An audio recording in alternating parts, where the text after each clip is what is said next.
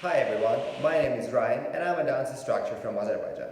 As you are now required to stay at home due to COVID-19, you can still learn something and practice your dancing skills. So today I'm going to show you some introduction in Argentine Tango. Basically, as in every dance in the world, Argentine Tango has three main basic topics. It's musicality, technique, and following and leading.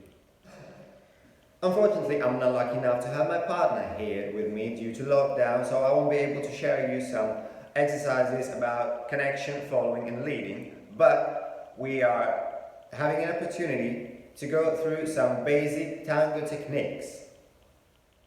So what we need to know about our posture in tango is that the upper part is basically still as in standard European ballroom dance program as such as waltz, classic tango or foxtrot. So the second thing you should know about the posture is that connection between partners is located not in the lower part, the hips part as in ballroom dances, but in the upper part as we are embracing our partner. So the connection and the posture in the couple should be not like this as in ballroom, but like this as in Argentine tango. That was about the posture in a nutshell. So now we're going to talk about the legs, about the movements itself. So what you should know about movements in tango that we only have two elements that are making the whole dance. It's step and it's pivot. So what we need to know about the steps that we have three main directions. It's front, back and side. We make front, back and to the right and to the left. So the main difference between steps forward and backward is that when we're stepping forward, we're maintaining our body, our upper part, above the moving leg. So, it's like here, like here. Never like this. No. The upper part is above. How do we get that? The main helper in this situation is our base leg, the leg that is pushing us forward. If you are using your pushing leg enough, you can maintain your upper part above your moving leg. So, unlike the step forward, step backward is made by pushing on your base leg and showing your free leg. So how it's done? For example, now I'm staying on my left, I'm pushing to my left and showing my right leg. First, I'm pushing on my base leg, showing my right, my free leg, and then I'm making step. Again, now I'm staying on my right. My right is my base leg, and my left is my free leg. I'm pushing on my right, showing my left, then I'm making a step. And the last is that we're making steps to the side, to the left and to the right. It's maybe the simplest step that we have in tango. So we just pushing on one leg and moving to another. Pushing, moving. Pushing, moving. So for now, the steps technique may seem to you a little bit complicated, but actually it's not at all. You should think about tango movement forward and backward, but actually you never walk backward in your real life, but about walking forward is that it's the casual walk in the park, just a little bit slower. So for those who are not home all by themselves, as I am, you have an opportunity to practice some walking exercise at home with your partner. It can be your wife or husband or brother or sister or even your children.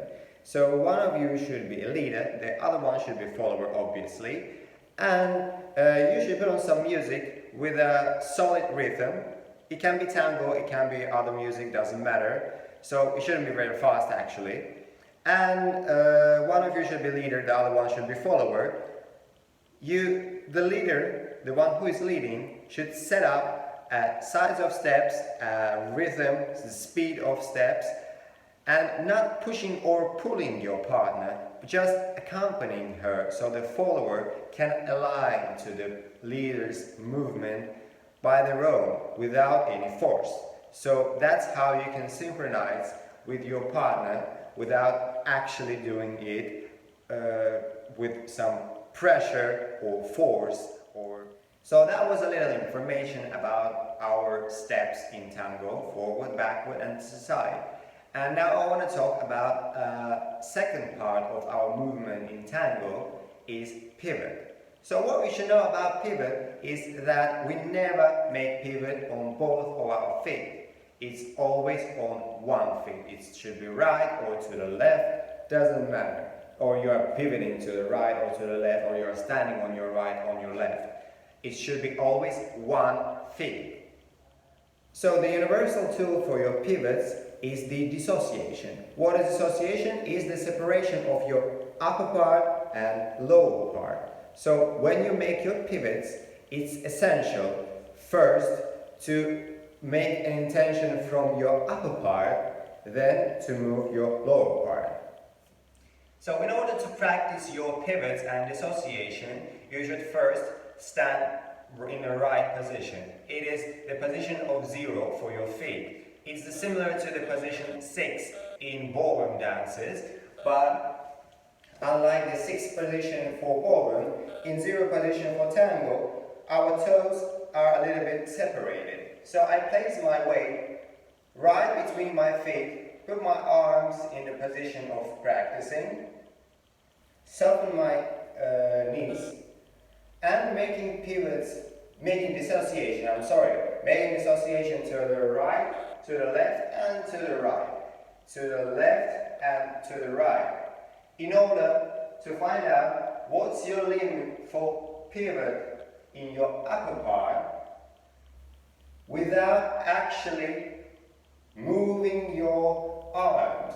Your arms should stay still and aligned to your body without pivoting a lot. So this is not your limit. This is the limit for your body. This is cheating. So you're making pivot here with your upper part to find out what is your limit of your body. For some people, obviously, it will be less. For some, it will be even more than I have. So practice, find out, know your body well. So after you found out your limits in your upper part, you should actually start to practice the actual pivot. And as you remember from before, I told you that you never should pivot on both of your feet. It should be just right or just left. And allow the weight that is located on the front part of your feet. So, actually on your foot. So, in tango, we call this part metatarso. What is metatarso? Is the part of bow plus the center of your feet without the heel. So, as a beginning for your pivot, you should check if your weight is actually in front. If your weight is somewhere back, when you start to make this movement, you can feel your body moving back and forth. That shouldn't be. You should place your body in the front part of your feet, so your heels should be always free. And after that, I change my weight from my right foot to the left. For example, we should make it on our right. Now, put my upper part in the practice position, and we should start to make pivots step by step on a 90 degrees to the right. So it's upper part, lower part, upper part, lower part. As you can see, I'm never touching the floor with my free leg. I'm only making it on my base leg. Then you change and make up, down, up, down, up, down, up, down. So after you feel confident on your 90-degree pivots, you should start to practice maybe 180 and then 360 degrees of your pivot, because it's really important. And in Argentine Tango dancing, you always find yourself pivoting in 180 degrees, for example, and sometimes in 360 degrees. So keep practicing and you will find yourself very flexible in all kinds of pivots. As I told you before, our tango consists basically from two movements: is step and pivot. Like, it's actually 90% of our dancing. So other 10% are maybe embellishments, some decorations for your dancing. So you should practice these movements, steps forward, backward, and to the side, and also the pivots constantly to make your the smallest part of your element, step and pivot, perfect in order to achieve some great results in complex movements that consist of steps, pivots, their combination. So that's how we make a perfect dance. So as a bonus at the end, I want to show you the first and the easiest combination of step and pivot that calls ocho. Ocho from Spanish is 8, and actually this movement reminds us a little bit shape of 8. As you probably seen my previous classes on our online platform, I made a little sequences where I showed you ochos forward and ochos backward. So the sequence of ocho is actually very simple. It consists of step, pivot, step, pivot. So basically it's nothing. What you should do, you should stand right next to the wall, facing to your right. Relax your left leg and just start with step forward, pivot, step forward, pivot, step forward, pivot, step forward, pivot. So I like to ocho forward when you're actually looking at the direction while moving there and making step with the leg that is closer to the wall all the time, constantly.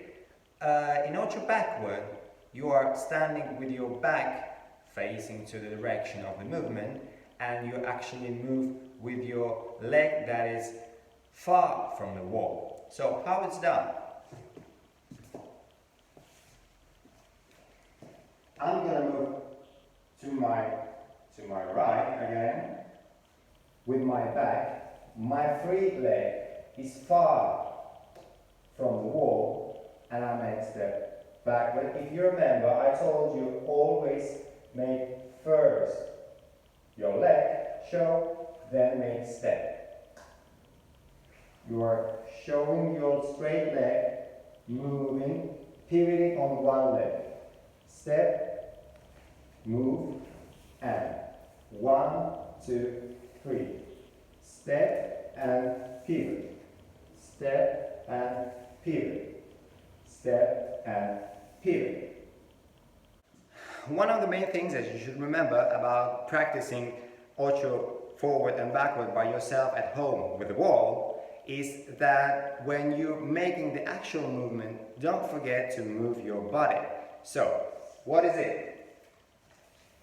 When I'm making step forward or backward, doesn't matter. I move my arms and upper part with my legs.